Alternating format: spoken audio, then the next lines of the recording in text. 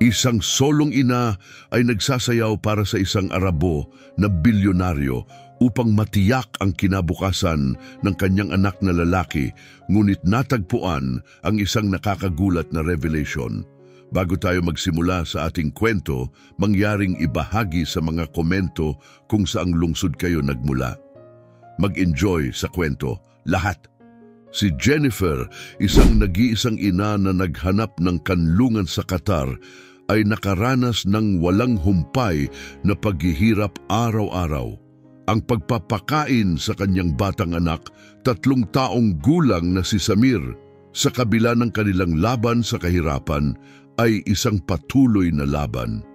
Nagtatrabaho siya bilang isang waitress sa isang simpleng cafe na paborito ng mga turista, ngunit ang kanyang kita ay hindi sapat para sa mga pangunahing pangangailangan. Nang magdesisyon ng may-ari ng cafe na bawasan ang kanyang oras, bumagsak ang puso ni Jennifer. Alam niyang kailangan niyang maghanap ng mabilis na solusyon upang maiwasan ang magutom ang kanyang anak. Isang araw, habang nagsisilbi sa kanyang mga mesa, nakuha ang atensyon ni Jennifer ng isang solong tao na nababalot ng isang aura ng awtoridad at misteryo, nakaupo sa isang malayong sulok ng kafe. Ang kanyang perpektong puting kasuotan at matalim na titig ay kapansin-pansin. May mga bulong sa mga customer na siya raw si Karim Al Fahim, isang misteryoso at mayamang tao sa Qatar na ang titig ay tila nakatutok sa kanya. Pagkatapos magsara ng kafe, isa sa mga staff ang nagbigay kay Jennifer ng isang sobre, sabing nais ni G. Al Fahim na ibigay ito sa iyo bago mabilis na umalis. Nabalisa, binuksan ni Jennifer ang sobre at nakita ang isang maikling mensahe sa loob. Jennifer Hassam, may inihahain akong solusyon sa iyong mga problema. Makipagkita sa akin bukas ng 8 ng gabi sa address na nasa ibaba. Mag-isa kang dumating, Karim Amari. Tumibok ng mabilis ang kanyang puso, punong-puno ng takot at pag-asa. Ang isang alok mula sa isang taong kasing impluensyal ni Karim ay maaaring maging ang lifeline na matagal niyang hinahanap o maaari itong magdulot ng panganib. Pinili niyang isantabi ang takot at magtiwala sa kanyang desisyon para sa kapakanan ng kanyang anak. Kinabukasan ng gabi, pagkatapos matulog si Samir, nagpunta si Jennifer sa itinakdang address, isang marangyang palasyo sa laylayan ng lungsod. Isang butler ang nag-escort sa kanya papasok sa isang magarbang silid kung saan naghihintay si Karim. Ibinigay niya ang isang pagtango bilang bati at inimbitahan siyang maupo. "Salamat sa pagdating, Jennifer," sabi ni Karim sa isang malalim at kalmadong tono. "Alam ko ang iyong kalagayan at naniniwala akong matutulungan kita." Habang umuupo, naramdaman ni Jennifer ang bigat ng sandali at nagtanong ng direkta, "Ano ang kailangan mo mula sa akin?" Sumagot si Karim, "Kailangan ko ng isang mananayaw." Naguluhan, sumagot si Jennifer, "Mananayaw? Oo, para sa mga pribadong pagtatanghal. Pinahahalagahan ng aking mga bisita ang sining at tradisyon.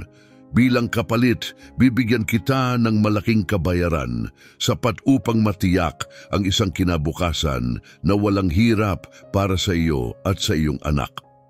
Tahimik na umupo si Jennifer, ang kanyang puso ay mabilis na tumibok. Malinaw ang alok, ngunit nag-aalangan siya tungkol sa mas malalim na layunin ni Karim. "Bakit ako?" tanong niya. Patuloy na nakatitig si Karim. "Mayroon kang natatanging alindog, isang kaakit-akit na bihirang makita at maganda ka." Nagkaroon ng pangingilabot si Jennifer nang tanungin niya, "Ano ang mga kondisyon?"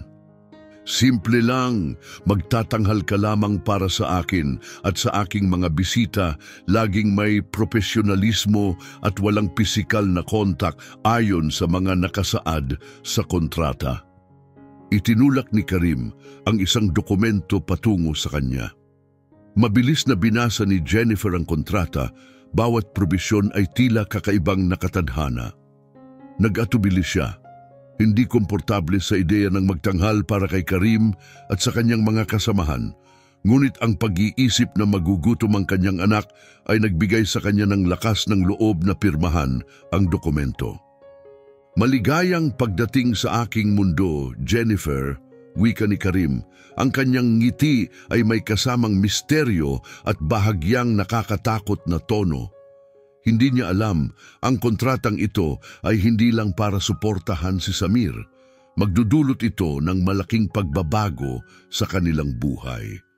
Kinabukasan ng gabi, bumalik si Jennifer sa palasyo, isang halo ng pagkabahala at determinasyon ang nararamdaman. Ang bigat ng kontrata ay mabigat, ngunit ang imahe ng kanyang anak na masaya at busog ay nagbigay sa kanya ng lakas upang magpatuloy. Inihatid siya sa isang marangyang silid kung saan naghihintay ang isang sayaw na kasuotan, isang berdeng damit na pinalamutian ng ginto at mga marurupok na belo na kumikislap sa ilalim ng malambot na liwanag ng chandelier. Tahimik na nagbihis, ikinabit niya ang mga bell sa kanyang mga pulso. Ang tunog nito ay damfiling sa paligid tulad ng isang overture. Nang siya ay tawagin, naglakad siya patungo sa isang magarbong bulwagan na puno ng marangyang dekorasyon, kung saan naghintay si Karim at dalawang kilalang bisita. Sa isang subtili na hudyat ni Karim, nagsimula ang musika, isang banayad at nakakabighaning melodiya na parang simoy ng disyertong hangin. Huminga ng malalim si Jennifer at nagsimula sa kanyang sayaw. Ang kanyang mga braso at belo ay gumagalaw ng maayos. Ang mga bell sa kanyang mga binti ay tumunog ng may ritmo. Sa bawat galaw, si Karim ay matiyagang nagmamasid sa kanya. Ang mukha ay seryoso, ngunit ang mga mata ay nagsiwalat ng malalim na pagkagusto at hindi nasasabi na pagpapahalaga. Hindi sumayaw si Jennifer dahil lamang sa pangangailangan, kundi para bang siya'y naglalatag ng isang tahimik na kwento sa bawat pag-ikot. Ang mga alaala ng kanyang paglalakbay, ang mga laban para sa kaligtasan at ang malalim na pagmamahal niya sa kanyang anak na si Samir ay nagpuno ng kanyang pagtatanghal na nagbigay dito ng parehong tibay at kahinahunan. Kahit hindi siya nagsalita, malinaw ang mensahe ng kanyang sayaw sa pamamagitan ng bawat galaw. Pagkatapos huminto ang musika, magalang na yumuko si Jennifer at naghintay ng sagot. Ang katahimikan sa silid ay pinutol ng marahang palakpakan ni Karim na sinundan ng mga pinipigilang papuri mula sa kanyang mga bisita. Kamangha-mangha, wika ni Karim habang tumatayo. Nalampasan mo ang aking mga inaasahan, Jennifer. Sa kabila ng papuri, pinanatili ni Jennifer ang kanyang kalmado. Salamat, Ginoong Karim, sagot niya ng matatag bago lumingon upang umalis. Nilapitan siya ni Karim at nagsalita sa isang mahinang tono, halos lihim. Magandang trabaho ngayong gabi. Kung magpapatuloy ka ng ganito, magiging kapwa kapaki-pakinabang ang ating kasunduan. Isang simpleng tango lang ang ginawa ni Jennifer bago lumabas ng silid. Ramdam ang ginhawa na natapos na niya ang kanyang unang pagtatanghal. Nang bumalik siya sa kanyang tinutuluyang kwarto, nakasalubong niya ang isang matatag na babae na may matalim na mga tampok at mga matang tila nagsusuri sa kanya ng mabuti. Ako si Carmen. Ipinakilala ng babae ang sarili na may matinding presensya. Ipinakita ni Karims na pinsan ang kanyang hindi pagkagusto at malamig na sinabi, "So ikaw pala ang mananayaw ni Sed, Carmen?" Ang tono niya ay matalim. "Sana'y nauunawaan mo ang iyong lugar." Tahimik na sumagot si Jennifer, "Ang lugar ko ay kung saan ligtas at busog ang anak ko." Tumaas ang kilay ni Carmen, tila nabigla sa matatag na sagot ni Jennifer. Makikita natin kung gaano katatagal. Hindi tinatablan ng hamon si Jennifer. Alam niyang haharap siya sa pagtutol, ngunit matibay ang kanyang layunin. Pagbalik niya sa kanyang kwarto, umupo siya sa harap ng salamin at inaalis ang mga alahas. Nag-iisip tungkol sa kanyang determinasyon at sa anak na si Samir, na nagdulot ng bahagyang ngiti sa kanyang mukha. Sa ibaba, si Karim ay nagtagal sa silid. Ang kanyang mga mata ay nakatutok sa lugar kung saan ka lamang nagsayaw. Malalim ang pag-iisip. Siya ay nahulog sa alindog ni Jennifer, isang misteryo na hindi niya kayang iwaksi. Dumating ang ikatlong gabi at unti-unting nasasanay si Jennifer sa kabigha-bighaning palasyo.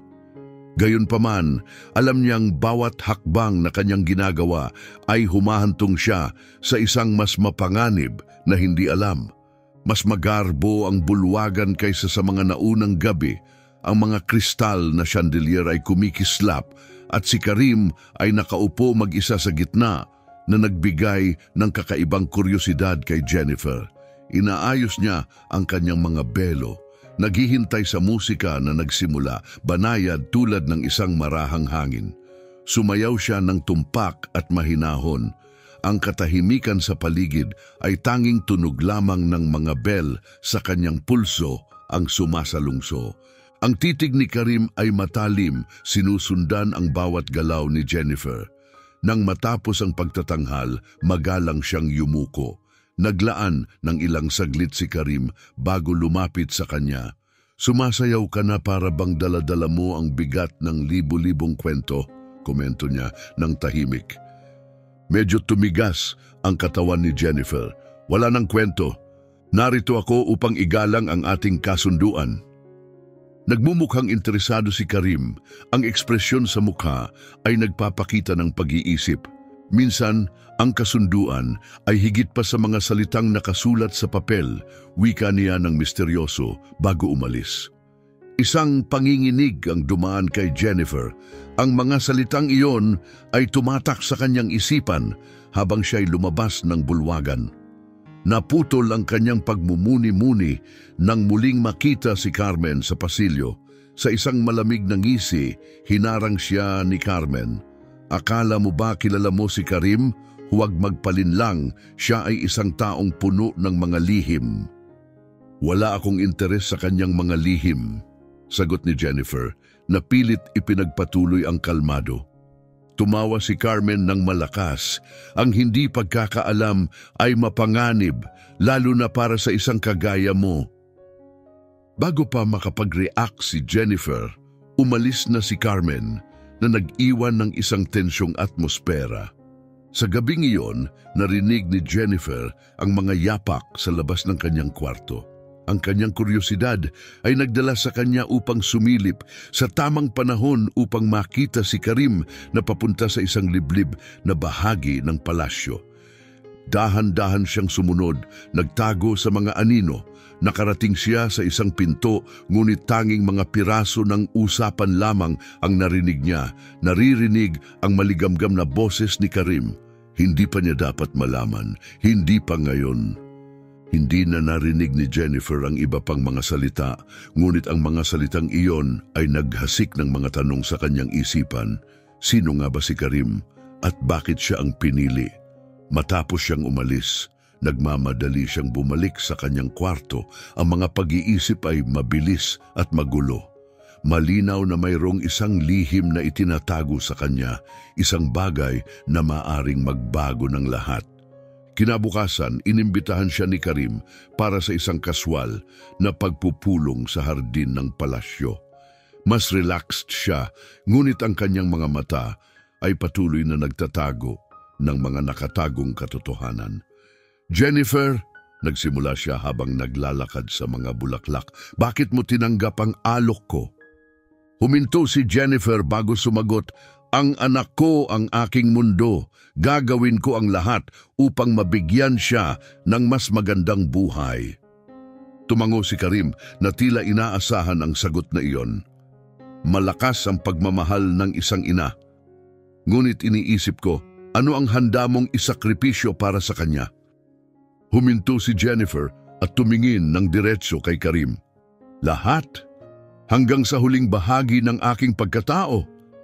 Nakatayo silang sandali, tahimik. Si Jennifer ay nakakaramdam ng isang pahiwatig ng respeto o marahil isang mas malalim na bagay sa ekspresyon ni Karim. Kung ganoon, sana'y hindi mo kailangang patunayan ito, wika ni Karim. Ang boses ay may kasamang misteryosong undertone.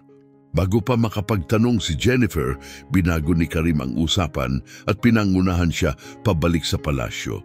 Sa gabing yon, habang iniisip ni Jennifer ang mga nangyari sa araw, lalong lumalim ang kanyang hindi pagkakaintindi sa mga lihim na maaring itinatago ni Karim.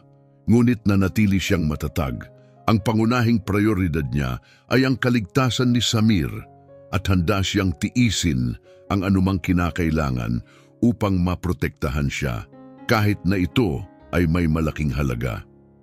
Sa labas, sa ilalim ng maliwanag na liwanag ng buo at bilog na buwan, si Karim ay nakatayo sa harap ng isang malaking bintana. Ang mga kamay ay nakatago sa likod niya, malalim sa pagninilay. Hindi inaasahan ni Jennifer na magugulo siya, hinamon ng kontrol na siya ay maingat na pinananatili. Pinapaalala siya sa kanya na hindi kailanman matatakpan ang nakaraan at ang kanilang mga lihim ay magsasama tulad ng mga belo sa kanyang sayaw. Mahinhin ngunit puno ng mga nakatagong kahulugan. Kinabukasan, maaga ay gumising si Jennifer at inaayos ang kanyang scarf sa harap ng salamin nang may matalim na katok na nagputol sa katahimikan. Pumasok si Carmen nang mabilis. Ang malamig niyang titig ay hindi maipaliwanag. Tila nag-adjust ka ng maayos sa mga luho dito, wika ni Carmen. Ang mga braso ay nakapako sa dibdib. Ngunit huwag magpalinlang, isa ka lamang disposable pawn sa laro ni Karim. Huminga ng malalim si Jennifer, hindi pinapayagan na maapektuhan siya ng matalim na mga salita ni Carmen. Anuman ang layunin niya, hindi mo na iyon dapat alalahanin. Lumapit si Carmen, ang mga mata ay kumikislap ng matalim. Akala mo ba kilala mo siya? Isang ilusyon lang ang iyong hinahabol. Hindi papayagan ni Karim na may makalapit sa kanya ng isang tulad mo. Nanatiling kalmado, si Jennifer, isang tahimik na galit ang nagsimula sa kanyang dibdib. Wala akong balak na makalapit kay Karim. Narito ako para sa kapakanan ng anak ko, sagot niya. Ang tawa ni Carmen, malamig at mapanlait, ay umabot sa buong silid. Makikita natin kung gaano katatagal. Pagkatapos ng araw na iyon, habang nagsasanay ng sayaw si Jennifer, ang choreographer, isang mahigpit na babae, ay maingat na itinama ang bawat galaw niya. Ang presensya ni Carmen ay tila nagbigay anino sa kanya, at ang mga naunang salita ni Carmen ay umaabot sa isipan ni Jennifer. Gayunpaman, alam ni Jennifer na hindi siya maaaring magpadala sa anumang pagkabahala. Ang bawat hakbang ay isang paggalaw patungo sa pag-secure ng kinabukasan ni Samir.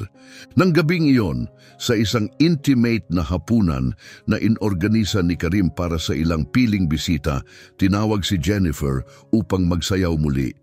Ang bulwagan na may malambot na liwanag mula sa mga kandila ay nagbigay ng halos mahiwagang ambience. Ang malupit na ngisi ni Carmen ay nagmumungkahi na may sarili siyang plano. Sumayaw si Jennifer. Bawat galaw ay tumpak na isinagawa habang ang musika ay pumapalibot sa buong silid. Nang magtagpo ang kanyang mata kay Karim habang siya ay nagsasayaw, napansin niya ang isang nakakatakot na lalim sa kanyang titig, parang tinitingnan siya ng lampas sa kanyang panlabas na anyo. Pagkatapos ng pagtatanghal at palakpakan ng mga bisita, nilapitan ni Carmen si Karim at hindi binigyan ng pansin si Jennifer. Isang magandang palabas, hindi ba? Komentaryo niya, ang ngiti ay malamig. Oo, talagang ganon, sagot ni Karim. Ngunit ang kanyang pansin ay nanatili kay Jennifer. Napansin ni Carmen ang ekspresyon na ito at napatigilang masama. Sana ay naiintindihan mo ang ginagawa mo, pinsan. Hindi siya kabilang sa ating mundo, babala ni Carmen. Nagmukhang seryoso ang ekspresyon ni Karim. At anong mundo ang tinutukoy mo? Yung mundo kung saan naghuhusga tayo ng hindi naiintindihan? Si Jennifer ay may higit na dignidad kaysa sa marami sa mga dumaan sa mga pintuang ito, sagot niya. Tahimik si Carmen, ngunit makikita ang galit sa kanyang mukha na mabilis na umalis sa bulwagan, nag-iiwan ng isang matinding tensyon. Sa mga susunod na araw, nagsikap si Jennifer na iwasan si Carmen, ngunit parang laging nariyan ng huli isang patuloy na banta na nagtatago sa anino. Isang gabi, isang liham na ipin slid sa ilalim ng kanyang pintuan ang nahuli ang kanyang atensyon. Ang mensahe nito ay nagdulot ng takot. Mag-ingat ka sa mga pinagtitiwalaan mo. Ang iyong lihim ay maaaring magdulot ng malubhang kapahamakan. Ang mga panginginig ay dumaan sa katawan ni Jennifer. Kilala niyang kamay ni Carmen ang likod ng liham na iyon. Determinado siyang protektahan ang kanyang anak, kaya't nagpunta siya kay Karim. Nasa kanyang study si Karim, napapalibutan ng mga dokumento. Ngunit tinitigan siya ni Karim nang pumasok si Jennifer. Kailangan ko pong makipag-usap sa inyo, wika niya ng malinaw. Walang anuman, iniimbitahan siyang maupo ni Karim, naramdaman ang pangangailangan sa kanyang boses. Hindi nag-atubili si Jennifer. Ang pinsan mo po na si Carmen ay nagbabanta sa akin. Hindi ko alam kung ano ang gusto niya, ngunit hindi ko po kayang magpasya ito at panganib ang aking anak. Ngumit si Karim, ngunit ang kanyang ekspresyon ay naging matigas. Walang kapangyarihan si Carmen dito. Ako ang mag-aaksyon ukol sa kanya, tiniyak ni Karim. Masisiguro mo po ba iyon? Tanong ni Jennifer. Ang kanyang determinasyon ay malinaw. Dahil hindi ko kayang isugal ang kaligtasan ng anak ko. Direktang tinitigan ni Karim si Jennifer, isang mahaba at mabigat na sulyap ang kanilang pinagdaanan. Jennifer, ikaw at ang anak mo ay magiging ligtas habang nasa ilalim ng bubong na ito, pangako ni Karim. Bagamat tinitiyak ito ni Karim, alam ni Jennifer na ang banta mula kay Carmen ay hindi pa tapos. Kinagabihan, lihim na nakipagkita si Carmen sa isang lalaki sa isang liblib na bahagi ng palasyo. Kailangan ko siyang mawala, wika ni Carmen, ipinasa ang isang sobre sa lalaki. Gawin mo ang kailangan. Tumango ang lalaki at mabilis na sumanib sa mga anino habang si Carmen ay ngumisi, tiwala sa tagumpay ng kanyang plano. Samantala, naghahanda si Jennifer sa anumang hamon. Ang kanyang maternal instincts at matibay na determinasyon ay nagbigay sa kanya ng lakas upang labanan ang anumang pagsubok. Si Karim, na nagmamasid sa lakas ng loob ni Jennifer, ay nagsimulang mapagtanto na si Jennifer ay hindi basta-bastang babae. Siya ay may lakas na nagbabanta sa mismong pundasyon ng kanyang mundo. Habang ang tadhana ay nagtatagpo ng kanilang mga landas, malinaw na wala sa kanilang dalawa ang makakatakas mula sa ugnayang nagsisimula nilang buuin. Inaayos ni Jennifer ang kanyang mga belo, ang mga daliri ay nanginginig, ang bigat ng mga banta ni Carmen ay matinding nakaukit sa kanyang isipan. Ngunit hindi siya papayag na matakot. Habang naglalakad patungo sa Grand Hall, iniisip niya ang mukha ni Samir. Ang kanyang mga pagtatanghal ay hindi lamang sayaw, mga kilos ng kaligtasan, bawat hakbang ay patunay ng hindi matitinag na kagustuhan niyang protektahan ang anak. Nang pumasok siya sa bulwagan kung saan naghihintay si Karim, ang banayad na tunog ng mga bell sa kanyang pulso ay nag-break ng katahimikan. Binanggit ni Karim ang hudyat ng kanyang kamay at nagsimula ang musika, ang nakakaakit na melodya na pumuno sa silid. Sumayaw si Jennifer, ang kanyang mga galaw ay tumpak ngunit puno ng emosyon. Ang kanyang puso ay puno ng takot at pag-asa. Para kay Jennifer, ang bawat sayaw ay higit pa sa pagtupad sa kontrata. Ito ay isang malalim na pagpapahayag ng kanyang mga pinakamatinding laban at mga pangarap. Pinagmamasdan siya ni Karim ng may pambihirang atensyon na parang nabighani sa bawat galaw na kanyang ginagawa. Ipinapakita ang mga detalye na dati niyang hindi napansin. Isang tahimik na pagkakaintindihan ang tila dumaan sa pagitan nila, isang bagay na hindi maintindihan ni Jennifer ngunit hindi maitatanggi. Pagkatapos ng kanyang pagtatanghal, nilapitan siya ni Karim ng tahimik, huminto sa ilang hakbang ang layo. Ang mga mata niya ay nakatutok ng matindi sa kanya. "Mukha kang mas malakas kaysa sa hitsura mo," sabi niya. Ang tinig ay may kasamang pagmamasid at papuri. Tahimik lang si Jennifer, hindi alam kung paano sasagot. Nandiyan siya para lamang tuparin ang isang kasunduan, ngunit ang matinding titig ni Karim ay nagpaparamdam sa kanya ng hindi komportable. "Ang iyong sayaw ay nagpapakita ng pasanin na malaki pa kaysa sa inaakala mo," patuloy pa ni Karim. "Ano ang pinagmumulan ng iyong lakas?"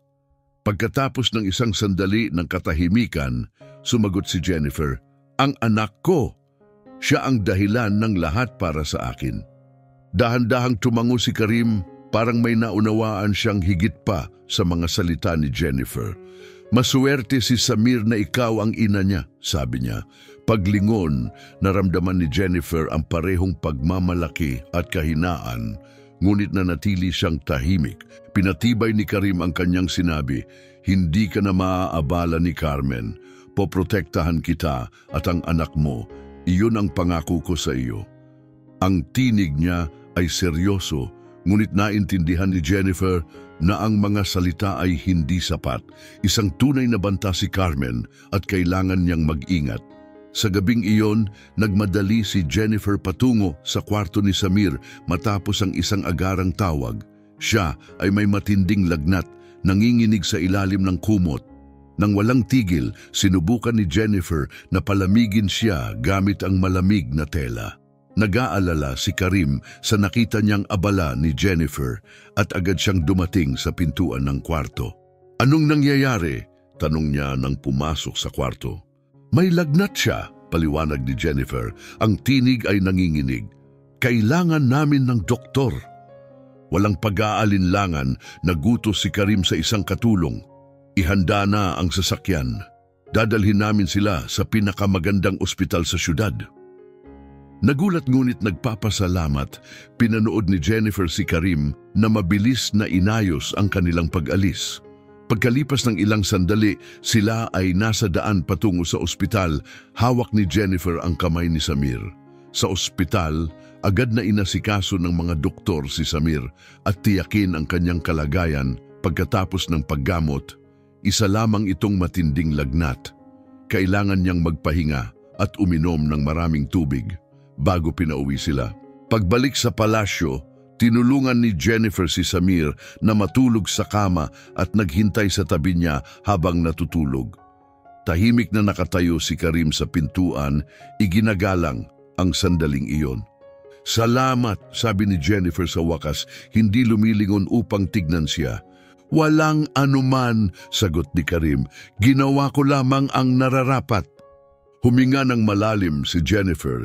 "Hindi lahat ng tao ay kikilos tulad ng ginawa mo."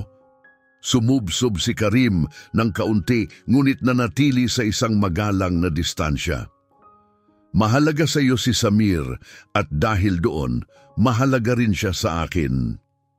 Tiningnan siya ni Jennifer, litong-lito sa kanyang ekspresyon na nagtataglay ng sinseridad, ngunit may halong lungkot na hindi karaniwan sa kanyang normal na ugali. "Bakit mo ginagawa lahat ito?" tanong ni Jennifer, binrik ang katahimikan. Huminto si Karim bago sumagot, "Marahil ay pinapaalala mo sa akin ang isang bagay na mahalaga na nawala ko noon." Ang mga salitang iyon ay nagtagal, mabigat, na may kahulugan. Hindi alam ni Jennifer kung paano tumugon, ngunit naramdaman niyang may ipinapakita si Karim na mas personal na bahagi ng kanyang sarili, na itinagong niyang itago sa iba. Gabi na nang hindi makatulog si Jennifer, ang mga salita ni Karim ay humalo sa kanyang mga alalahanin at mga pagdududa. Napagtanto niyang mahina ang kanyang posisyon, ngunit may mas malalim na nangyayaring kaganapan. Habang iyon, si Karim ay nasa kanyang silid-aklatan, nakatingin sa isang lumang litrato ng isang ngumingiting babae na may bata. Dahan-dahan niyang hinaplos ang larawan, puno ng nostalhiya. Ipinangako ko na hindi na ito muling mangyayari, bulong niya sa sarili bago iligpit ang litrato at pinatay ang ilaw. Tila ang tadhana ay naglalayon na higit pang magsanib ang kanilang mga buhay at naghahanda sila para sa mga hamon na susubok sa kanilang katatagan at mga ugnayan. Habang naglalakad si Jennifer sa mga pasilyo ng palasyo, naliligo sa gintong liwanag na nagmumula sa marmol, ang kanyang mga isip ay puno ng mga alalahanin kay Samir at kay Karim. Ang kanyang pangangailangan para sa anak ay kasabay ng misteryosong sinabi ni Karim, "Pinapaalala mo sa akin ang isang bagay na nawala ko." Naputol ang kanyang pagninilay nang kumanan siya at nakita si Carmen. Bihis na elegante si Carmen, ang mga mata nito ay matalim at puno ng paghamak. "Nahulog ka sa mata ni Karim," pang-aasar niya, "ngunit huwag magpalinlang. Maaring mukhang mahabagin siya, pero hindi siya magpapatawad pagdating sa proteksyon ng kanyang katayuan." "Hindi ko kailangan ang pag-apruba ng sinuman," tugon ni Jennifer ng matigas, tanging anak lang ang iniisip. Lumapit pa si Carmen, ang tono ng boses ay nagiging banta. "Mag-ingat ka sa mga salitang binibitawan mo. Nanghihimasok ka sa mga bagay na hindi mo kayang hawakan."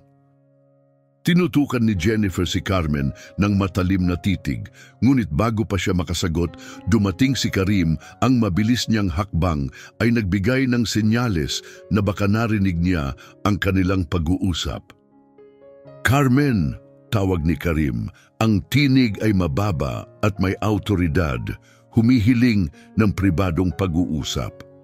Nakatayo lang si Jennifer, pinapanood si Carmen na nag-aalangan, ngunit sumunod kay Karim. Ang hangin ay mabigat ng tensyon, tila may isang kritikal na sandali na malapit ng maganap.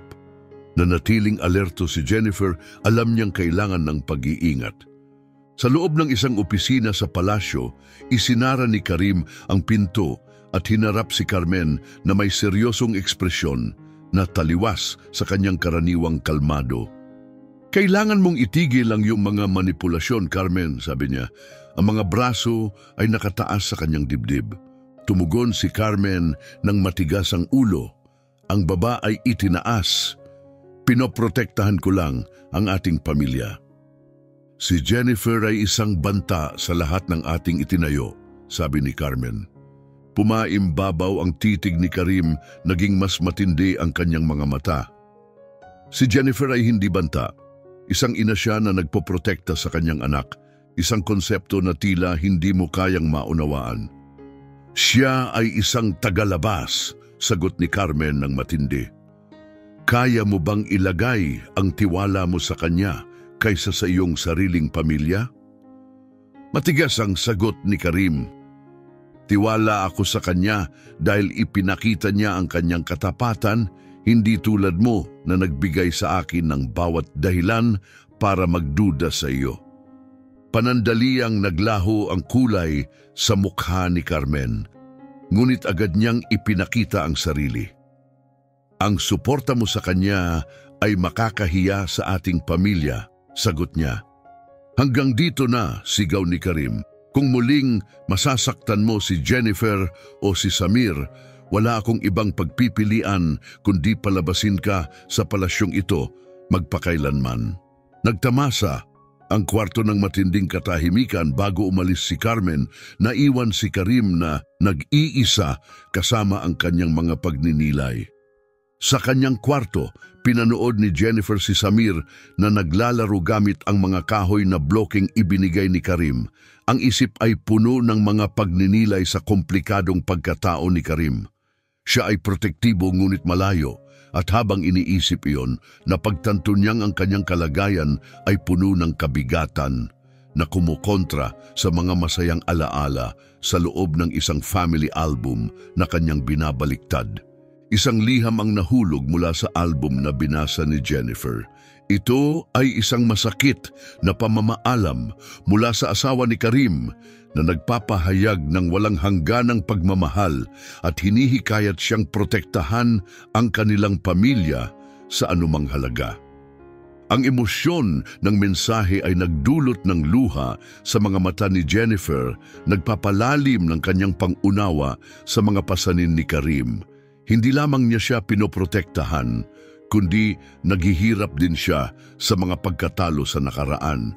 Sa isang pagkakataon sa hardin, lumapit si Karim kay Jennifer na katatapos lang magbasa ng liham. "Binasa mo ang liham," sabi niyang tahimik.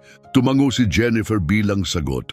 "Ngayon alam mo na kung bakit ko ginagawa ang mga bagay na ito, ngunit hindi nito binabago ang katotohanan na tayo ay napapaloob sa isang delikadong sitwasyon," sagot ni Jennifer. Nagsay si Karim at naupo sa tabi niya. Ang bigat ng kanilang pinagdadaanan ay kapwa ramdam sa kanilang pagitan. "Hindi ko nais na maranasan mo ang pinagdaanan ni Amal. Hindi ko kayang mawalan ng iba pang tao," wika ni Karim ng may kabigatan na nagbigay diin sa kanyang malalim na takot. "Ano ang gagawin natin ngayon?" tanong ni Jennifer. Kitang-kita ang determinasyon sa kanyang mga mata. Tumingin si Karim sa nalalaglag na araw. Ang kanyang silweta ay pormal na nakatayo laban sa papaliwanag na liwanag. "Lalaban tayo, hindi natin papayagan na mawala sa atin ang anumang nararapat sa atin." Sa gabing iyon, isang bagong tiwala ang sumakop kay Jennifer. Nagsimula niyang makita si Karim hindi lamang bilang isang misteryosong at malayo na tao, kundi bilang isang kaluluwang kaayon na may parehong sakit at katatagan. Sa kabila ng mga banta, nakaramdam siya ng lakas ng loob at pakikipagtulungan sa kanya. Habang tinutulungan ni Jennifer si Samir na matulog sa kama, si Karim ay abala sa ibang bahagi ng palasyo, nag-iisip ng estratehiya. Alam niyang maingat si Carmen, kaya't naghahanda siyang gawin ang lahat ng kinakailangan upang protektahan si Jennifer at ang kanyang anak. Nakaayos na ang lahat at ang tadhana ay naghihintay na magbigay ng mga pagsubok sa kanila. Pagising ni Jennifer na may pakiramdam ng kaba, naramdaman niyang ang palasyo ay puno ng tensyon. Habang siya ay naghahanda, maririnig ang mabilis na mga hakbang sa pasilyo. Isang kasambahay na may alalang ekspresyon ay tumigil sa kanyang pinto. Si Miss Carmen ay may binabalak, "Mag-ingat po kayo," bulong nito ng madali. Nagpakatatag si Jennifer na uunawaan niyang hindi patapos ang laban kay Carmen at ang pagiging handa ang tanging depensa. Pagkatapos ng ilang sandali, tinawag siya ni Karim sa kanyang opisina. Nakaupo siya sa gitna ng mga dokumento at ang mga mata na karaniwang kalmado ay nagsiwalat ng alalahanin. "Ginagamit ni Carmen ang kanyang impluensya upang pabagsakin ka," sinabi niya ng tuwiran. "Pinipilit niyang ipaalam sa mga lokal na autoridad na nilapastangan mo ang mga tradisyon at sinira ang reputasyon ng palasyo." Naramdaman ni Jennifer na parang umiikot ang mundo sa ilalim niya. "Pwede itong magdulot ng panganib sa akin at kay Samir?" "Alam ko," sagot ni Karim. Ang tono ay matatag. "Huwag mag-alala. Nagsimula na akong magsagawa ng mga hakbang upang protektahan kayo. Ang kailangan ko lang mula sa iyo ay tiwala." "Hindi madaling magtiwala," sagot ni Jennifer. Ang tinig ay may halong pagdududa. Tumitig si Karim sa kanya. "Mahirap, alam ko. Ngunit tandaan mo, hindi ka nag-iisa. Nandito ako upang ipagtanggol ka, anuman ang halaga." Habang hindi nila ito alam, si Carmen ay nasa isang madilim na pasilyo. Iniaabot ang isang makapal na sobre sa isang lalaking hindi kapansin-pansin, ngunit may malupit na anyo. "Gawin mo ang lahat ng kinakailangan," utos niya ng malamig. Gusto kong mawala siya sa palasyong ito bago matapos ang linggo. Tumango ang lalaki at nawala sa dilim, habang ang ngiti ni Carmen ay nagpapakita ng kumpiyansa sa kanyang paparating na tagumpay. Noong gabing iyon, hindi mapakali si Jennifer. Tinutulak ng isang malakas na pagnanasa, nagpasya siyang harapin si Carmen ng mag-isa. Iniiwasan ng kaligtasan ni Samir, lumapit siya sa kwartong ni Carmen. Sa loob, si Carmen ay abala sa pag-aayos ng sarili sa harap ng salamin, pinalamutian ng kumikinang na mga alahas. "Alam kong pupunta ka," wika ni Carmen nang hindi lumilingon. "Bakit mo ginagawa ito?" tanong ni Jennifer. Ang tinig ay puno ng emosyon. Tumayo si Carmen at hinarap siya. Ang ekspresyon ay matigas. "Dahil hindi ka nararapat dito. Si Karim ay pamilya ko. Ikaw ay isang tagalabas lang na nakakagambala sa kanya mula sa kanyang mga tungkulin." "Nandito ako para sa anak ko," sagot ni Jennifer ng matindi. "Hindi mo alintana ang aming kaligtasan." Lumapit si Carmen, ang mga mata ay malamig. "Ang lahat ng nasa ilalim ng bubong na ito ay may kinalaman sa akin at hindi ko papayagang sirain mo ang aming reputasyon."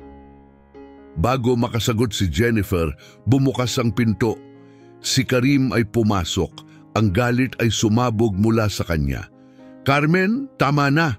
sigaw niya. Ang boses ay umuugong sa buong silid. Nagulat si Carmen at tumigil habang papalapit si Karim. "Kung magtutuloy ka pa ng kahit anong hakbang laban kay Jennifer o Samir, wala akong ibang pagpipilian kundi paalisin ka ng permanente," wika niya ng mahigpit. Pinagapang ni Carmen ang mga labi, ngunit nanatili siyang tahimik. Lumapit si Karim kay Jennifer. "Sumama ka sa akin, hindi ka ligtas dito." Habang sinusundan siya ni Jennifer sa palasyo, nakinig siya habang sinabi ni Karim, "Naubos na ang kontrol ni Carmen. Kailangan ko itong ayusin ng buo." "Paano mo ito gagawin?" tanong ni Jennifer. Ang pagkabahala ay malinaw. Huminto si Karim at hinarap siya. "Magpapatawag ako ng pulong ng pamilya.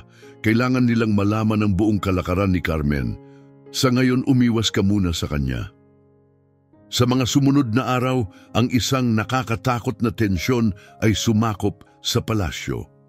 Ang tila kalmado na anyo ni Carmen ay nagpapahiwatig ng isang mapanlinlang na katahimikan, habang si Karim ay abala sa paghahanda para sa darating na pulong ng pamilya.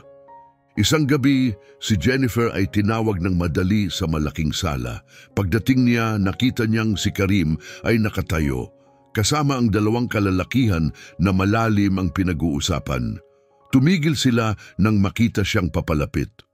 "Jennifer, kilalanin mo si Mr. Abbas at Mr. Rashid," ipinakilala ni Karim ang dalawa na ipinakita niyang mga kasapi ng Pamilya Council.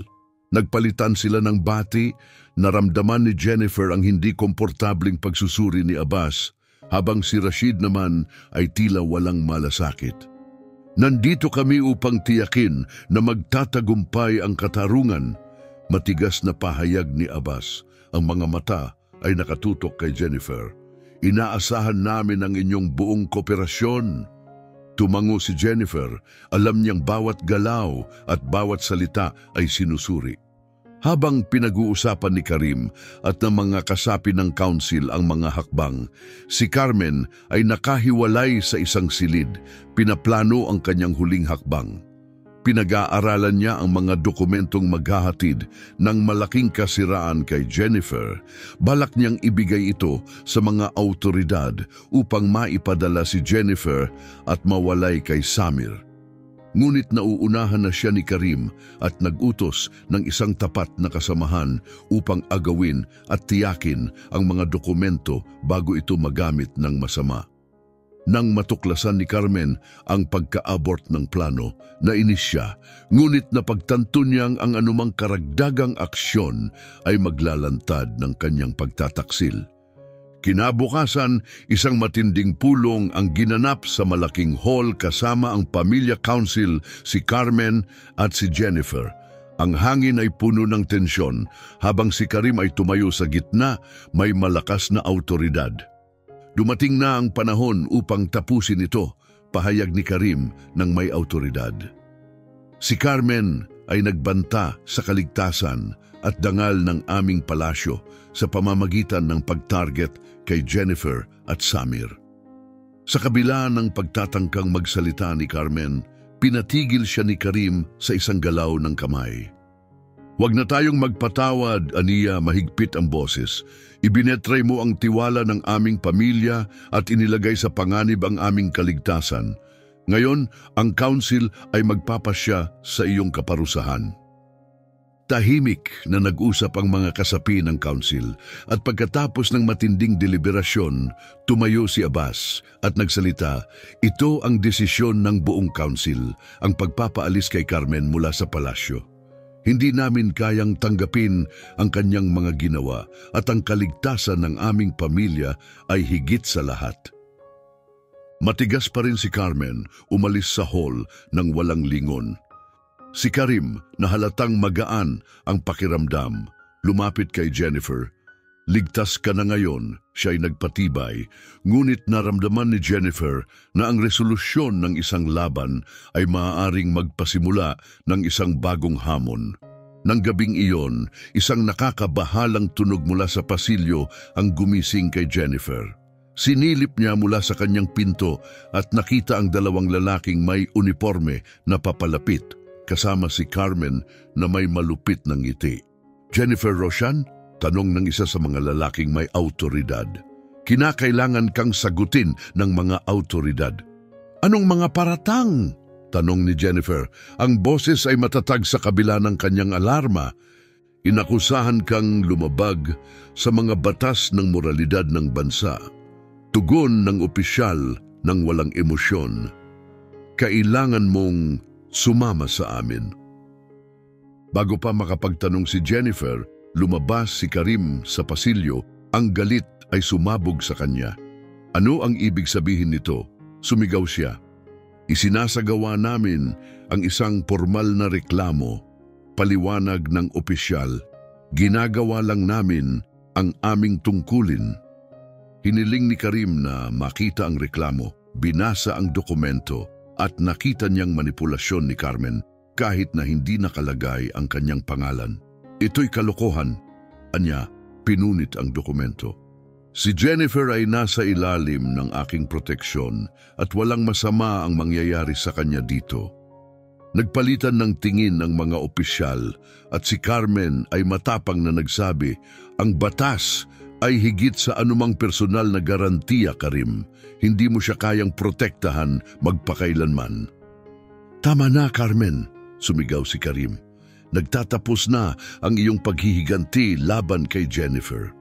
Kung magpatuloy ka pa, haharapin mo ang matinding parusa." Sa pagkakaroon ng matibay na depensa ni Karim, nagdesisyon ang mga opisyal na umatras. Ngunit pinaalalahanan nilang magpapatuloy ang kanilang investigasyon. Si Jennifer, bagaman pansamantalang nakahinga ng maluwag, ay naisip na ang laban para sa kanyang kaligtasan at ng kanyang anak ay malayo pa sa pagtatapos. Noong gabing iyon, nagsagawa si Karim ng pulong kasama ang kanyang mga malalapit na kasamahan. Lumabis na si Sofia, pahayag niya habang naglalakad-lakad sa kanyang aklatan. Handa siyang durugin si Jennifer para lamang makaganti sa akin. "Ano ang mga opsyon natin?" tanong ng isa sa kanyang mga kasama. Huminto si Karim sa tabi ng bintana at tumingin sa dilim ng gabi. "Kailangan nating matuklasan ang isang tiyak na ebidensya na maglilinis kay Jennifer at mag-i-implicating kay Sofia bilang tunay na nagkasala sa mga awtoridad," resoluto niyang sinabi. Samantala si Jennifer ay nasa kanyang kwarto, pinapakalma si Samir na biglang nagising dahil sa ingay.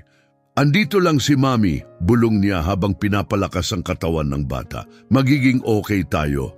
Ngunit sa kabila ng kanyang mga salita ng pampatibay loob, ramdam ni Jennifer ang nalalapit na panganib na mas matindi kaysa dati. Alam niyang nagsusumikap si Karim upang protektahan sila, ngunit batid din niya ang walang tigil na pagnanais ni Sofia na sirain siya. Kinabukasan, tinawag si Jennifer sa malaking sala. Nandoon si Karim, naghihintay, ang mukha ay puno ng alalahanin. Kailangan nating pag-usapan ang isang mahalagang bagay, sabi niya, iniiwasan ang upuan. Habang naupo si Jennifer, inihanda niya ang sarili para sa mahirap na pag-uusap na paparating. Ano ang nangyayari? Tanong niya ng puno ng kaba. Patuloy pa ang investigasyon ng mga awtoridad, ibinunyag ni Karim. Ngunit si Sofia ay nililin lang ang ebidensya. Nagsumite siya ng mga pekeng dokumento at mga paratang na maaaring magpalala pa ng iyong kaso. Paano kung paboran nila siya? Tanong ni Jennifer, ang tinig ay nanginginig. Delikado ba si Samir? Pumikit sandali si Karim bago sumagot. Tiniyak ko sa iyo, wala siyang magiging masama. Ngunit kailangan nating kumilos ng maingat. Haharapin natin ito ng magkasama. Habang nagsusumikap si Jennifer na panatilihin ang kanyang kalmado, ipinagpatuloy ni Karim ang kanyang mga pagtatanong. Alam niyang may ginugol na kasinungalingan si Sofia, ngunit kailangan niyang makuha ang konkretong ebidensya. Sa pamamagitan ng kanyang network, nakuha ni Karim ang mensahe mula kay Sofia na inuutusan ng kanyang kasamahan upang tiyakin ang pagkakasangkot ni Jennifer at kung kinakailangan, magtanim pa ng peking ebidensya. Sa pagkuha ng ebidensyang ito, nagkaroon si Karim ng kalamangan. Nag-schedule siya ng pulong sa mga awtoridad upang ibunyag ang mga plano ni Sofia at ipagtanggol si Jennifer.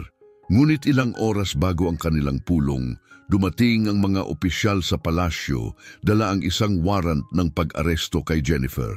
Sinubukan ni Karim na makialam, ngunit walang nangyari. Pakiusap, alagaan mo si Samir, pakiusap ni Jennifer kay Karim habang siya'y ikinukulong. Pangako mo?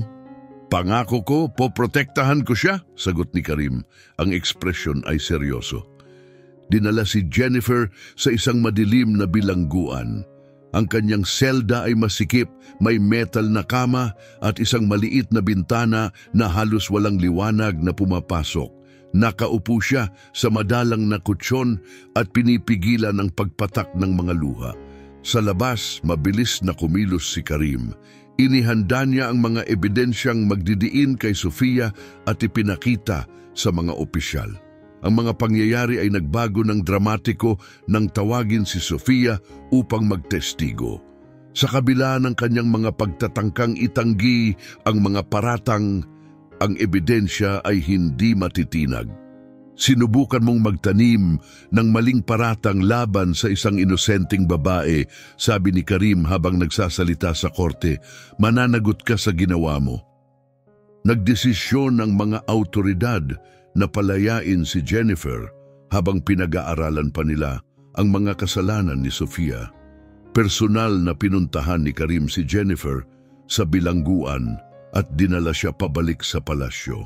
Nang lumabas si Jennifer mula sa kanyang selda at nakita niyang naghihintay si Karim, ramdam niyang bumagsak ang bigat sa kanyang puso kahit na may pag-aalala pa ring nakatago sa kanyang mga mata. Okay ka lang ba? Tanong ni Karim ng malumanay, iniabot ang braso. Oo, sagot ni Jennifer, ang tinig ay mahina. At si Samir? Ligtas siya, sagot ni Karim. Pwede na tayong umuwi. Habang bumabalik sila sa palasyo, tahimik si Jennifer, nag-iisip tungkol sa magulong mga pangyayari. Pagdating nila, mabilis na tumakbo si Samir papunta sa kanyang mga bisig at niyakap siya ng mahigpit. Tahimik na nangangako na poprotektahan siya sa lahat ng pagkakataon. Pinagmamasdan ni Karim mula sa malayo, nag-inhawaan, ngunit alam na ang kanilang mga pagsubok ay malayo pa sa pagtatapos. Kailangan pa ring harapin ang hustisya para kay Sofia at determinadong tiyakin ni Karim na makakapamuhay ng payapa sina Jennifer at Samir. Kinabukasan nagsimula ng tahimik ang araw, ngunit ang mga nakaraang pagsubok ay mabigat pa rin kay Jennifer. Bagamat bumalik na siya sa palasyo, ang banta mula kay Sofia ay malaki pa rin. Naglalaro si Samir sa labas sa pangangalaga ng isang kasambahay habang si Jennifer ay dahan-dahang naglalakad sa mga pasilyo. Agad siyang tinawag sa malaking sala kung saan naghihintay si Karim, nakaupo sa isang armchair malapit sa bintana, nakatanaw sa malalayong disyerto. Pagpasok ni Jennifer, tumayo si Karim, ang postura ay matigas. "Kailangan nating mag-usap," sabi niya. Ang boses ay steady ngunit malumanay. Tumango si Jennifer at naupo malapit sa kanya. "Tungkol saan?" Huminga si Karim ng malalim bago magsimula. "Simula nang dumating ka sa palasyo, ang iyong presensya ay nakaapekto sa akin sa paraang hindi ko inasahan. Sinubukan kong manatili sa profesional na distansya, ngunit hindi ko na kayang itago ang aking nararamdaman." Inamin niya. Nagulat si Jennifer at tahimik siyang nakinig. Ipinagpatuloy ni Karim, "Ang iyong katatagan, ang iyong determinasyon na protektahan si Samir at ang iyong tapang sa kabila ng lahat ng iyong naranasan ay nagbigay liwanag sa mga bagay na matagal ko nang itinatago. Hindi na ako katulad ng taong ako noon bago ko sila mawala. Ngunit sa iyo, nararamdaman ko na may pagkakataon akong magsimula muli." Ang kanyang pagsisiwalat ay nagpatigil kay Jennifer. Alam ni Jennifer ang kabutihan at protektibong katangian ni Karim, ngunit hindi niya kailanman inisip na maaari pala siyang magtaglay ng nararamdaman para sa kanya. "Karim, ako..." Nagsimula sanang sumagot si Jennifer, ngunit nalamig ang kanyang mga salita. Ang magtipon ng kanyang mga iniisip ay tila mahirap sa tindi ng sandali. "Nauunawaan ko na maaaring nakakabigla ito para sa iyo," sabi ni Karim. Ang tinig ay malumanay na pinutol ang katahimikan. "Kailangan kong maging tapat sa iyo." "Hindi ko inaasahan ang agad na sagot, Jennifer. Gusto ko lang na malaman mo kung ano ang nasa puso ko." Ibaba ni Jennifer ang kanyang mata, ang emosyon ay naghalo-halo. "Lahat ng aking mga aksyon ay para kay Samir," sabi niya sa wakas. "Ngunit sa isang paraan, ikaw ay naging bahagi na rin ng mga iyon. Hindi ko sigurado kung ano ang iisipin, Karim. Ang buhay ko ay puno ng kaguluhan. Ang magtiwala sa isang bagay na parang sobrang perpekto ay nakakatakot." Lumapit si Karim. Ang tono ay malambing. "Hindi mo kailangang magdesisyon ngayon. Basta tandaan mo na narito ako anuman ang mangyari. Jennifer, hindi ka na muling magiging mag-isa." Ang pag-uusap na iyon ay nag-iwan kay Jennifer ng malalim na pagninilay-nilay buong araw. Habang pinapanood si Samir na naglalaro, iniisip ni Jennifer ang mga salita ni Karim. Palagi niyang pinoprotektahan ang kanyang puso, ngunit tila si Karim ay determinado na maabot ito. Pagkalipas ng ilang sandali, sumama si Karim sa kanila sa hardin kung saan nakaluhod siya sa tabi ni Samir na abala sa paggawa ng isang tower gamit ang mga kahoy na block. Ang tower na yan ay mukhang maganda na maliit na bata, sabi ni Karim na may ngiti. Tumingin si Samir sa kanya, tumatawa. Aabot ito sa mga ulap.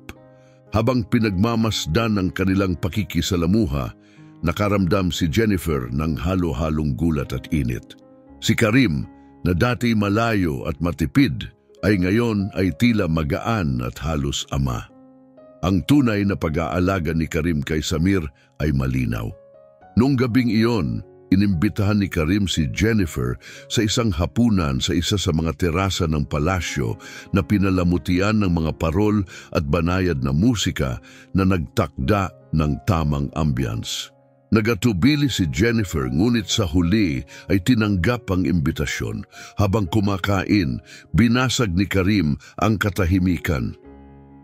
"Alam ko na marami na kayong pinagdaanan dito, ngunit nais kong malaman mo na tapat akong magtitiyak na hindi ka na muling maaabala ni Carmen o ng mga plano niya," sabi ni Karim.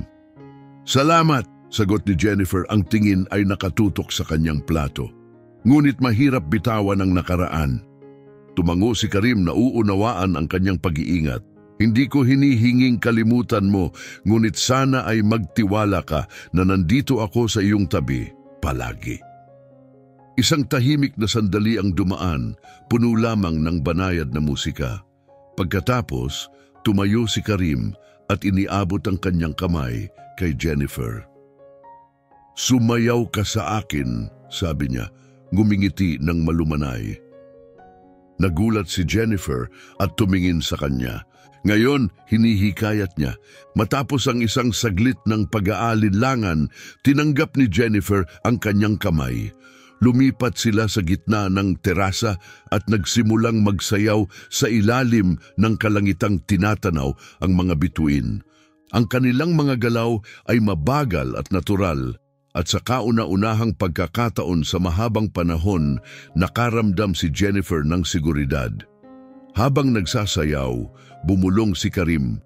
Jennifer, mula nang dumating ka, nagdala ka ng liwanag sa palasyong ito. Sana ay maramdaman mo iyon.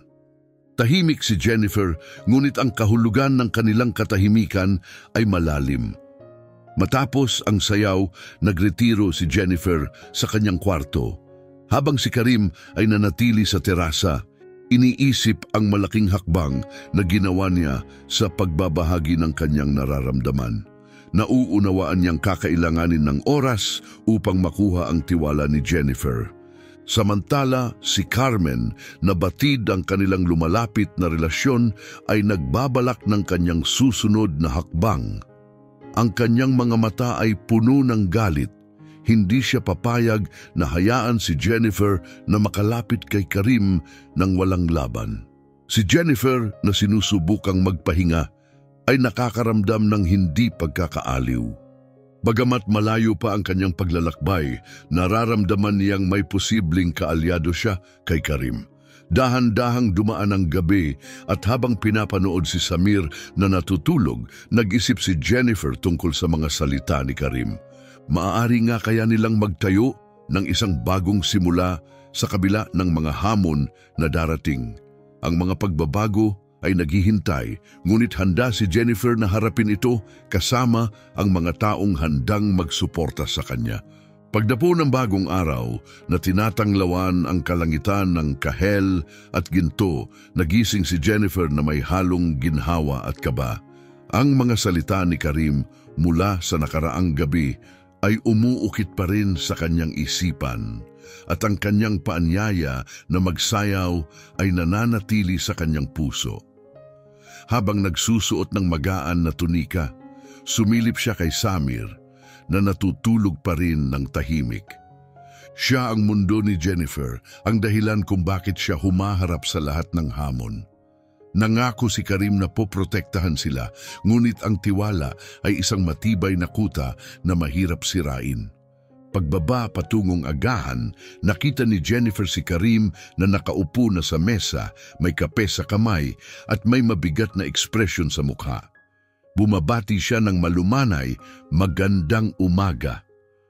"Magandang umaga," sagot ni Jennifer na upo sa kabila niya. Isang tensyonadong katahimikan ang sumunod bago nagsalita si Karim. "Jennifer, may isang bagay tayong kailangang pag-usapan." Nararamdaman ni Jennifer ang tensyon, kaya't bahagyang binanggit ang kilig ng kilay. "Ano iyon?" Ibinaba ni Karim ang kanyang tasa at tinitigan siya sa mata. Hindi pa tapos si Carmen. Mayroon pa siyang mga kaalyado sa labas ng palasyo na handang magbigay suporta sa kanyang mga plano. Pumintig ang tiyan ni Jennifer, ngunit nagawa niyang mapanatili ang kalmado niyang anyo. "Ano ang ibig sabihin nito para sa atin?" tanong niya. "Ibig sabihin nito, kailangan nating magbantay," paliwanag ni Karim. "Nais kong manatili kayong mag-ina sa loob ng palasyo hanggat maaari. Magdadagdag ako ng mga hakbang sa seguridad, ngunit hindi natin dapat maliitin ang determinasyon ni Carmen." Tumango si Jennifer, ganap na nauunawaan ang bigat ng kanilang sitwasyon. "Gagawin ko ang lahat ng kinakailangan upang protektahan ang anak ko." At ako ay tapat sa pagpaprotekta sa inyong dalawa, matatag na sagot ni Karim. Nang hapon, dinala ni Jennifer si Samir sa hardin ng palasyo. Iniisip na isang ligtas na lugar ito para maglaro siya sa ilalim ng mahigpit na pagbabantay ng mga guwardiya. Pinagmamasdan niya si Samir na mabilis na tumakbo sa mga bulaklak. Ang kanyang tawa ay isang matamis na tunog sa katahimikan. Saglit, nakaramdam si Jennifer ng kapayapaan, ngunit agad din itong nawala. Isang gwardya ang mabilis na lumapit na may daladalang mensahe. Miss Jennifer, hinihiling po ni Mr. Karim na pumunta kayo sa main hall agad. Mabilis na kumabog ang puso ni Jennifer, ngunit pinanatili niya ang kanyang composure at inutusan ng kasambahay na bantayan si Samir. Sinundan niya ang gwardya, ang kaba ay dumarami sa bawat hakbang. Pagpasok sa hall, nakita niyang nakikipag-usap si Karim sa isang matapang na lalaking nakasuot ng formal. Nang makita siya ni Karim, tinanong siya na sumama sa kanila. Jennifer, ito si Mr. Idris, pagpapakilala ni Karim. Siya ang isang investigador na tinulungan namin upang matugunan ang sitwasyon hinggil kay Carmen. Nagbigay galang si Jennifer kay Mr. Idris sa isang tango at nagsalita ng matatag. Ano na ang nahanap natin? Binuksan ni Mr. Idris ang kanyang folder at kumuha ng ilang mga dokumento. Nakikipag-ugnayan si Carmen sa mga makapangyarihang tao sa labas ng palasyo, kabilang ang isang tao sa lokal na pulisya.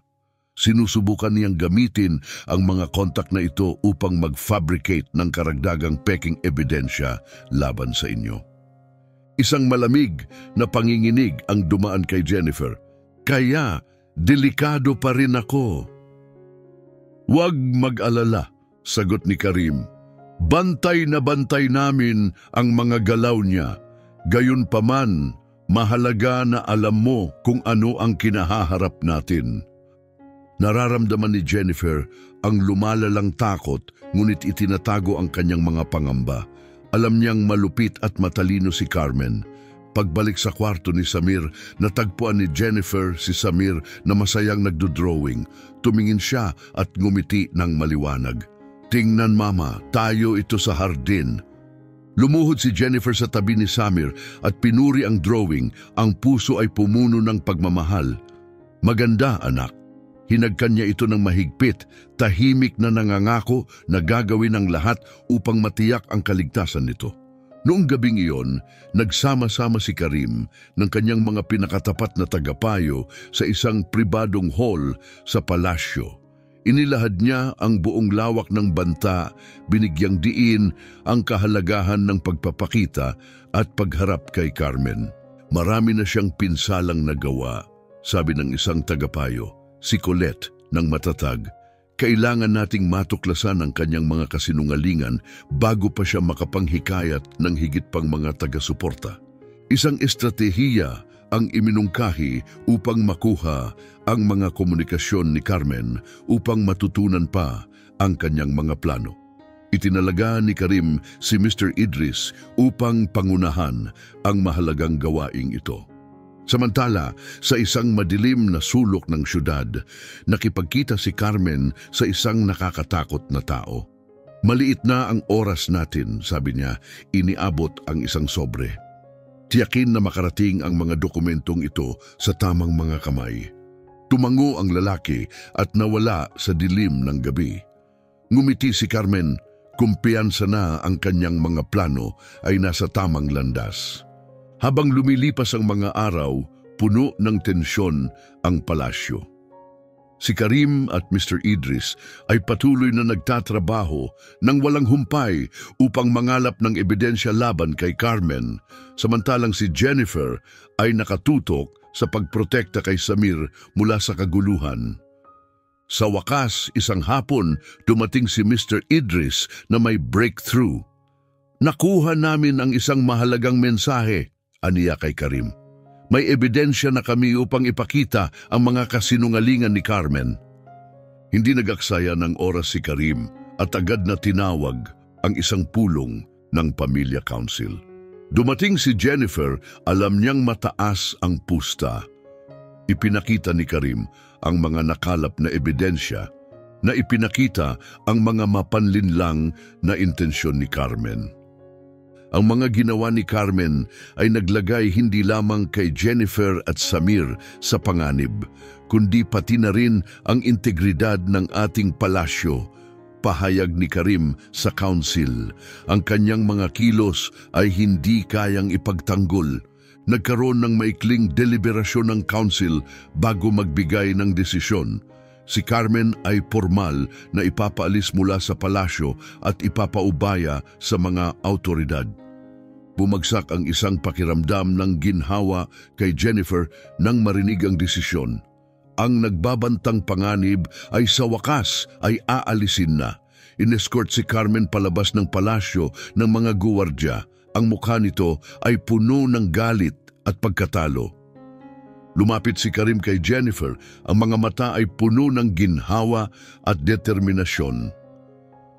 Ngayon, makakahanap na kayo ni Samir ng tunay na kapayapaan, sabi niya, may banayad na nangiti. Si Jennifer na apektado ay nagpasalamat sa kanya. Salamat Karim sa lahat. Ginawa ko lang ang tama, sagot ni Karim, at patuloy kong gagawin ang lahat upang tiyakin ang inyong kaligtasan. Noong gabing iyon, naupo si Jennifer sa kanyang balkonahe, tinitingnan ang mga bituin. Sa unang pagkakataon sa matagal na panahon, nakaramdam siya ng malalim na kapayapaan. Mahimbing ang tulog ni Samir at tinupad ni Karim ang kanyang pangako ng proteksyon. Bagamat alam niyang maaaring may mga hamon pang darating, ngayon pinahahalagahan ni Jennifer ang katahimikan at kaligtasan ng gabi. Sa mga tahimik na araw na sumunod, habang wala ng banta si Carmen sa loob ng mga pader ng palasyo, natupad ni Karim ang kanyang pangako ng kaligtasan para kay Jennifer at Samir. Ngunit hindi maiwasan ni Jennifer na maramdaman ang isang hindi maipaliwanag na alingaw-ngaw ng paghihintay para sa mga hamon na maaaring dumating. Isang umaga habang umiinom ng kape sa terasa, nilapitan siya ni Karim na may relax na anyo na hindi karaniwan sa mga nakaraang araw na puno ng tensyon. Hawak niya ang isang maliit na sobre at ang mga mata niya ay kumikislap ng isang hindi pangkaraniwang kasidhian. Jennifer, simula ni Karim, inabot ang sobre sa kanya, pakibasa ito. Naiintriga, binuksan ni Jennifer ang sobre at natagpuan ang isang liham na sulat kamay mula kay Karim. Ang mga salita ay simple, ngunit may malalim na emosyonal na kahulugan. Isang formal na alok, binibigyan siya ng pagkakataon na umalis sa palasyo kasama si Samir kung nais niya. Bakit mo ibinibigay ito sa akin? Tanong niya naguguluhan. Nais kong maunawaan mo na hindi ka kailanman naging bilanggo dito, paliwanag ni Karim. Malaya kang pumili ng pinakamainam para sa iyo at sa anak mo. Ngunit nais ko rin malaman mong kung magdesisyon kang manatili, ang palasyong ito ay palaging magiging iyong tahanan. Tiningnan ni Jennifer si Karim na naantig ngunit nag-aalangan. Paano kung hindi ko alam kung ano ang pinakamainam na pagpili? Lumapit si Karim, ang mga mata niya ay seryoso. Kung ganoon, hinihiling ko na magtiwala ka sa akin, hindi lamang bilang tagapagtanggol, kundi bilang isang taong malalim na nagmamalasakit sa iyo.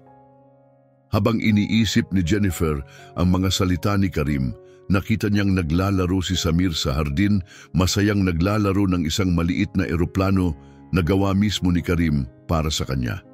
Ang pagiging simple ng tagpo ay nagpapakita ng kaligtasan at pagmamahal na nararanasan ni Samir dito, isang matalim na kaibahan sa kanilang mga nakaraang hindi tiyak na panahon. Ngunit ang ideya ng pagtangkilik kay Karim ay parehong nakakagaan at nakakabahala para kay Jennifer, na palaging pinahahalagahan ang kanyang kalayaan.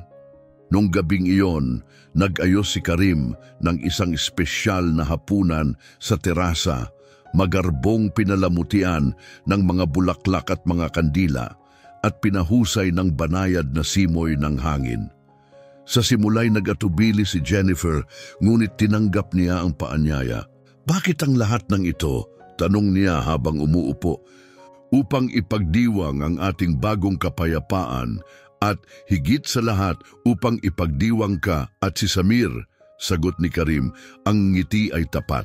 Ang init ng kanyang mga salita ay nagbigay ng ngiti kay Jennifer, unti-unting nawala ang kanyang mga pag-aalinlangan.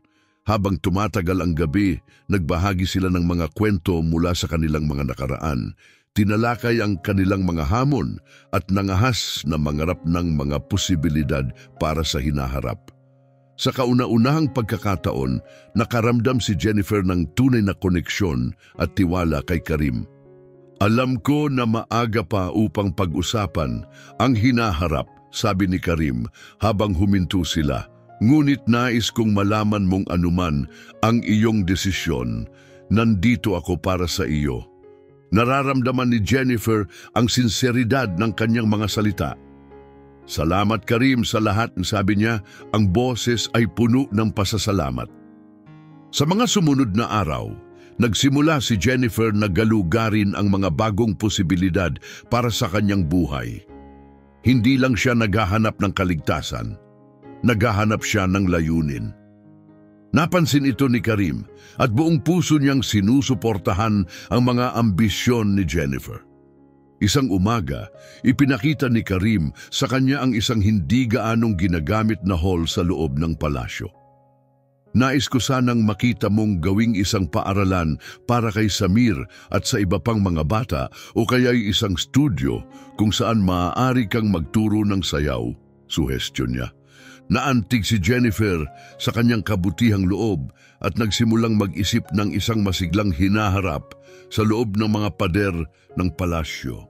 Isang magandang ideya, sabi niya, ang mga mata ay kumikislap ng kasiyahan. Gusto kong gawing espesyal ito. Habang nagsimula ng planuhin ni Jennifer ang pagbabago ng hall, pinagmamasdan ni Karim mula sa malayo, ang puso ay puno ng pagmamalaki at pagmamahal. Palagi niyang nakita ang lakas at determinasyon ni Jennifer. Ngunit ngayon, nasaksihan niyang namumuhay siya ng buo sa ilalim ng kanyang suporta na lalong nagpapainit sa kanyang puso. Gayunpaman, alam niya na ang kanilang mga buhay na magkasama sa palasyo ay maaaring magdala ng mga bagong hamon at naghahanda siyang harapin ang anumang mangyayari. Isang hapon, habang abala si Jennifer sa pagtatrabaho sa hall, pumasok si Samir, hawak ang isang drawing.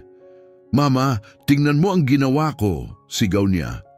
Kinuha ni Jennifer ang papel at nakita ang isang taus-pusong larawan ng kanya, si Samir at si Karim, na magkahawak kamay sa ilalim ng isang maliwanag na araw. Maganda anak, papuri niya, niyayakap ang anak. Pumasok si Karim sa silid at nang makita ang drawing, ngumiti siya ng malumanay. Mukhang pamilya na tayo, pabirong sinabi niya. Tiningnan siya ni Jennifer at sa kauna-unahang pagkakataon, tunay niyang naramdaman ang posibilidad ng isang bagong simula bilang isang pamilya. Sa sumunod na linggo, nagising si Jennifer sa isang pakiramdam ng kapayapaan na hindi pa niya nararamdaman sa matagal na panahon. Ang tawa ni Samir at ang seguridad na ibinibigay ni Karim ay nagbigay sa kanya ng pag-asa. Habang naglalakad siya sa hardin, nilapitan siya ni Karim na may seryoso ngunit maligaya na ekspresyon. Jennifer, maaari ba kitang hilahin ng ilang oras ngayon? Tanong niya. Iniaalok ang kanyang kamay. Saan tayo pupunta? Tanong ni Jennifer interesado. Ito'y isang lihim. Sagot ni Karim, ang ngiti ay misteryoso. Dinala siya ni Karim sa isang tagong oasis sa disyerto. Isang mahiwagang lugar na may mga palm tree na sumasayaw at isang reflective na lawa. Pinalamutian ng isang mesa na inayos ng elegante na may puting mga bulaklak at mga kandila. Karim, ano ito? Tanong ni Jennifer na mangha. Nais kong maging hindi malilimutan ang sandaling ito, sagot ni Karim. Tinutulungan siyang umupo. Habang kumakain, nagsalita si Karim mula sa puso tungkol kung paano binago ni Jennifer at Samir ang kanyang buhay. Ibinabahagi ang kanyang mga pangarap at pag-asa para sa kanilang hinaharap ng magkasama. Ang iyong muling pagsasalaysay ng paglalakbay ni na Jennifer at Karim ay kumakatawan sa emosyonal na lalim at makulay na pag-unlad na nararanasan ng bawat karakter sa buong kwento. Mahusay nitong pinagsasama ang mga elemento ng romansa, bagong simula at personal na paglago sa isang naratibo na nagpapakita kung paano ang pag-ibig at tiwala ay maaaring magbago ng buhay. Ang mga detalyadong paglalarawan ng kanilang kasal at ang mga kasunod na pagbabago sa kanilang buhay ay nagpapayaman sa kwento. Nagdadagdag ng mga layer ng kagalakan at dedikasyon na umaakma sa mga tema ng pamilya at komunidad. Ang paglahok ni Samir hindi lamang sa kasal kundi pati na rin sa kanilang bagong buhay ay nagdadagdag ng matamis na ugnayan na binibigyang diin ang dinamika ng pamilya. Kung ito ay isang script ng video, tiyak na makakaakit ito ng mga manunood na nag-aanyaya sa kanila na magmuni-muni sa kapangyarihan ng mga relasyon at ang potensyal para sa personal na pagbabagong buhay. Nagtatapos ito sa isang mainit na paanyaya para sa interaksyon. Hinihikayat ang audience na direktang makilahok sa pamamagitan ng pagbabahagi ng kanilang mga saloobin at pagiging bahagi ng komunidad ng mga tagapakinig. Para sa mga naaakit sa mga kwento ng pag-ibig, tibay at pamilya, malamang na mataas ang magiging marka ng kwentong ito. Nagtatapos ito sa isang bukas na tawag para sa mga manonood na mag-rate, magkomento at mag-subscribe na epektibong nagpapanatili sa kanila na konektado at sabik sa karagdagang nilalaman. Ang naratibong ito ay maaaring maging isang magandang karagdagan sa lineup ng isang content creator na umaakit sa audience na pinahahalagahan ang mga taus-pusong kwento ng pagtagumpayan sa pamamagitan ng pag-ibig at determinasyon.